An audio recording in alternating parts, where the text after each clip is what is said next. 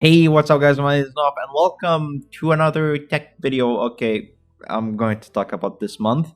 Yes, I've been gone for the whole month because work, because I've been busy. And I don't know, just every time I had an off day, which was, it's only one day for me. Anyways, I got tired. And it just, the ideas for the video wasn't coming up. I wanted something short that I can do and release.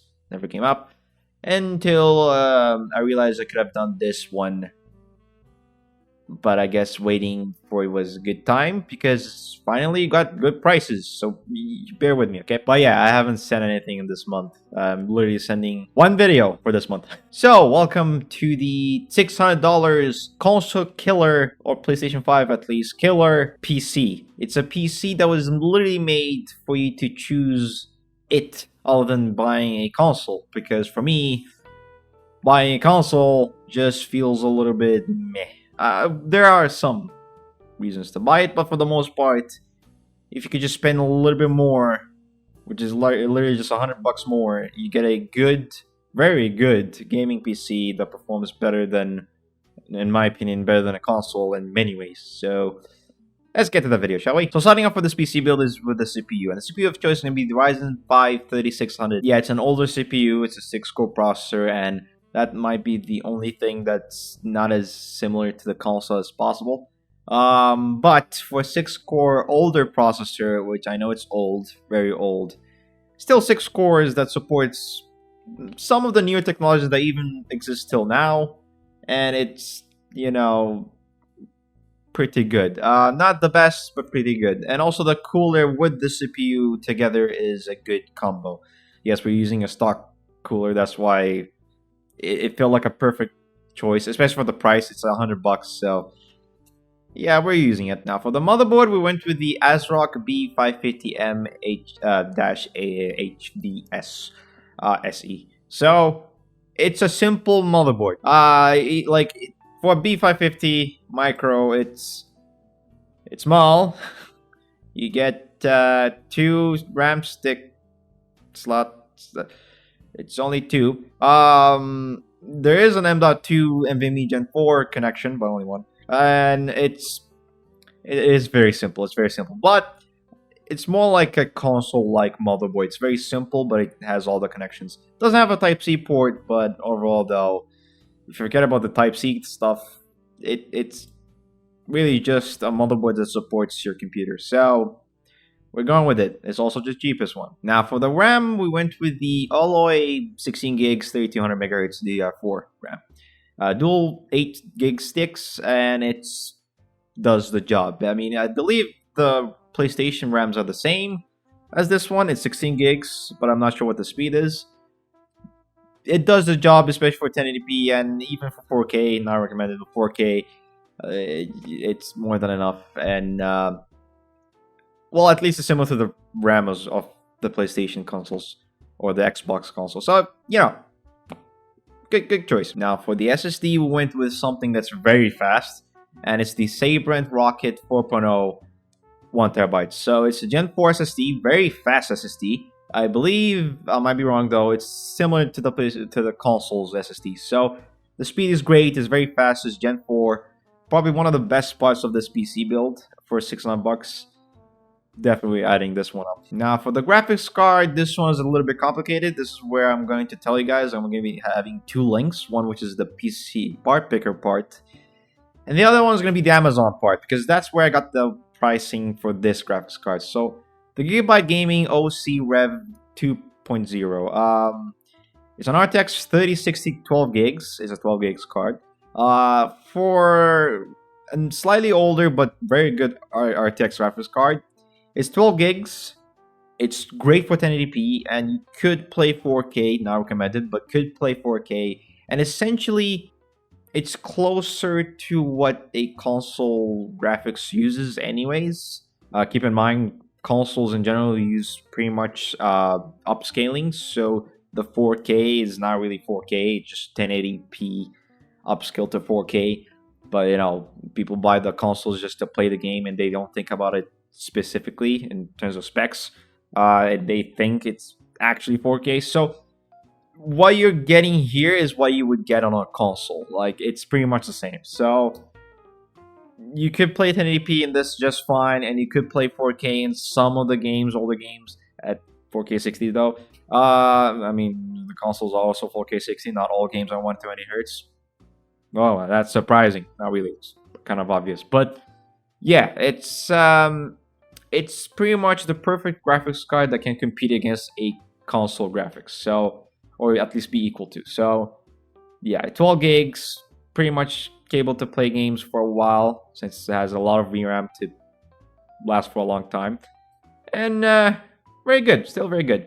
Also, it's still 230 bucks on Amazon, so that's why I added up. Now, for the power supply, we went to the Apevia Prestige 600 watts gold power supply. It's all modular, as you guys can see. It's I believe it's our European company. I have no clue.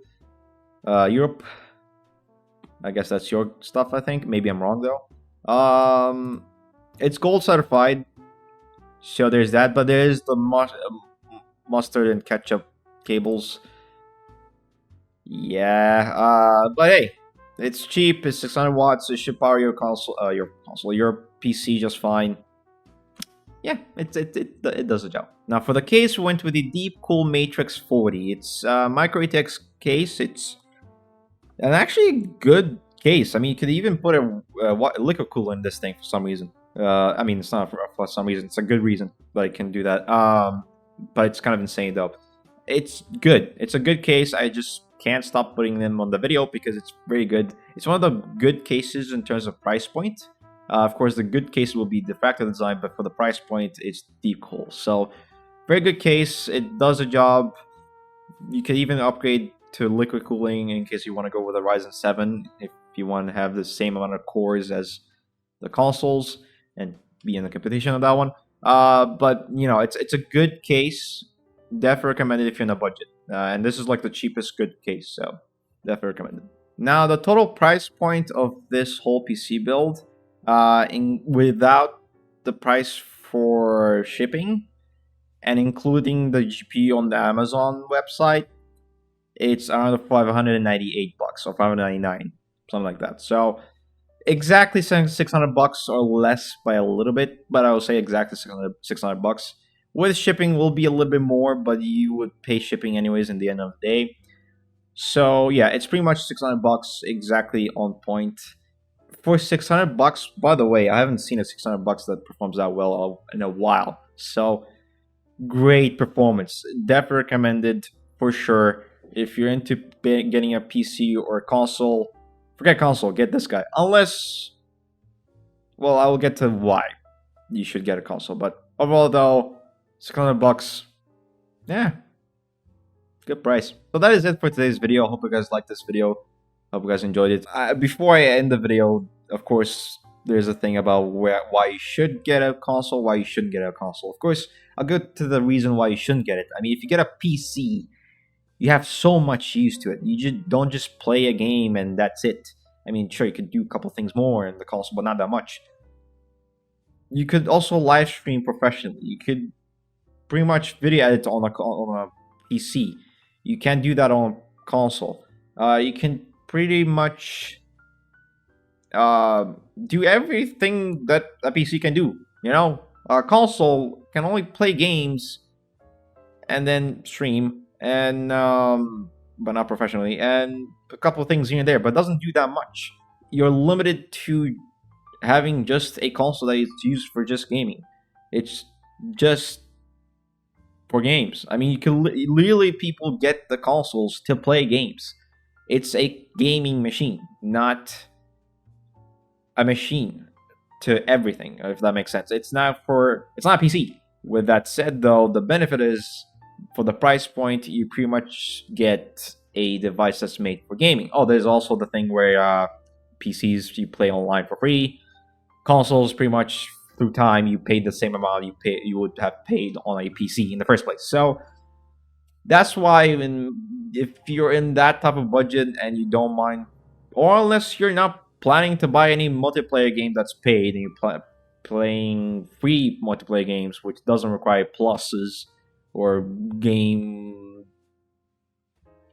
subscription nonsense, then sure, I guess you could just get a console. It makes more sense. But for timing, price points, and future scenarios, and everything else, and even for usability, I feel like PCs are just the choices of every day. To be honest, everyone's going to PCs these days, especially because the prices are more cheaper now. So paying $400 more and getting this PC, for example, it feels more correct.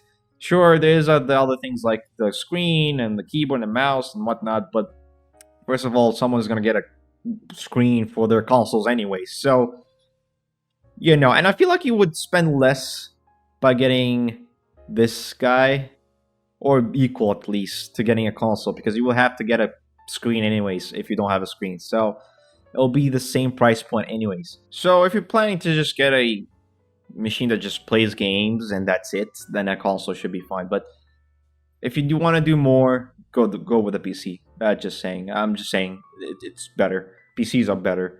So there's that. And for the price point, and you can upgrade as well. So sure, you can upgrade the console with an M.2 connection. It has it. But other than that, it's just not that much. So PCs for the win for sure. And for $600, yeah. So that's it for today's video. Hope you guys enjoyed this video. Hope you guys liked it. Comment down below this. Share this video. Give a like. Subscribe today for more content. I'm this close of getting 1,000 subs. Well, not that close, but around the 270 subscribers, and I'm there. So yeah, that's great. So thank you guys so much for watching. Hope you guys enjoyed it. Hope you guys had fun. Give a like. Subscribe today for more content, and I'll see you guys in the next video. I think I'm losing my voice. No, what just happened? Nice, peace.